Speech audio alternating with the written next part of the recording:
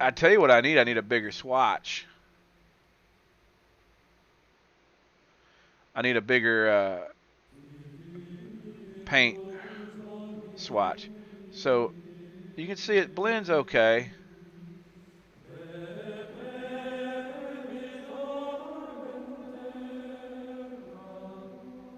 But I probably need to do this on a wet layer. So this does it automatically. I need Tampa Karen.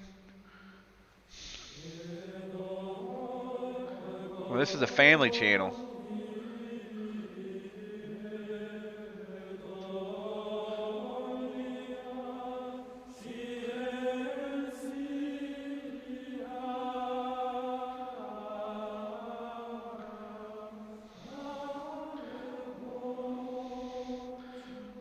Okay, we got that. Now let me go to that, get away from that coarse blender and go to back to this. And we'll come in and add some color here.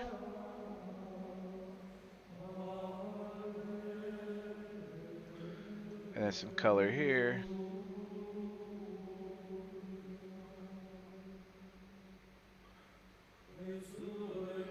And those should straight blend pretty well. Let's go into here, add some color across the board here.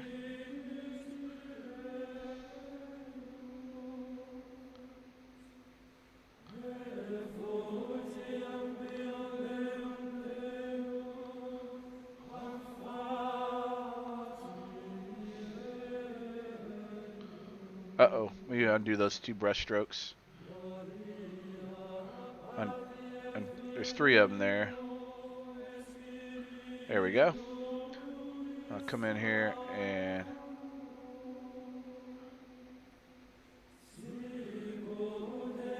now you see what I'm doing? I'm applying layers.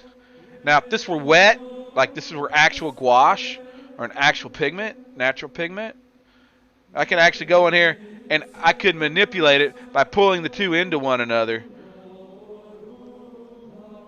with the lighter shade going back over the top last.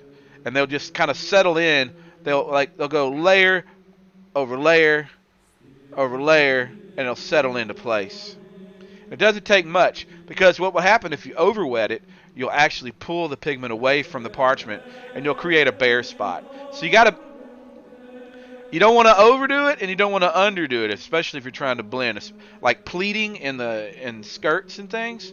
Like there's that's real subtle motion, and it's usually anywhere from 3 to 5 different layers of color. I'm going to go with 5 layers of color on this particular piece. Okay, so I want my primary intent color here, and then when you go to the darks first, unlike other art forms where you go lightest lights to darkest darks. With these, you want to go darks first. Find your dark shaded areas. I scanned it. It don't scan. And there's something blue on my scanner.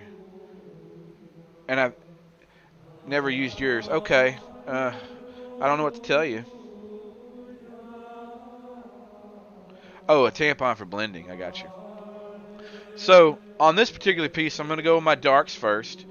My two layers of dark beyond the primary layer. And then when I'm done with that, I'm going to go with my two lightest layers. My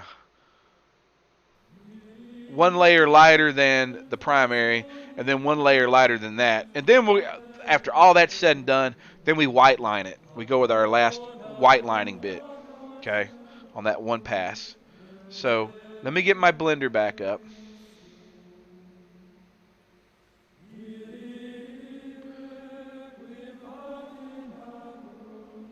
What's a diffuse blur? I got a coarse smear, but going to be a glazing blender? There's so many. Just add water too. Let's try that one.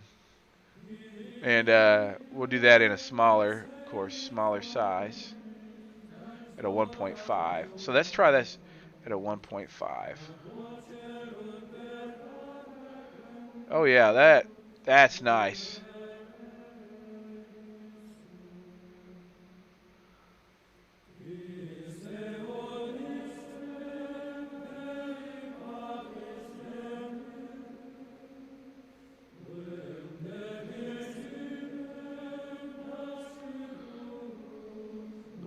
That blends nicely.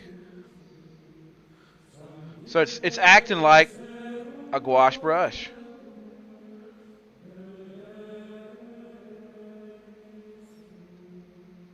So I'm pulling up. As you can see, I'm pulling up. So that dark is over the top of that lighter light. And I'm also sweeping across. Oh, I got it. Yay! Now when you scan away, look at that variation, right? That variation of scale. It's already getting lift.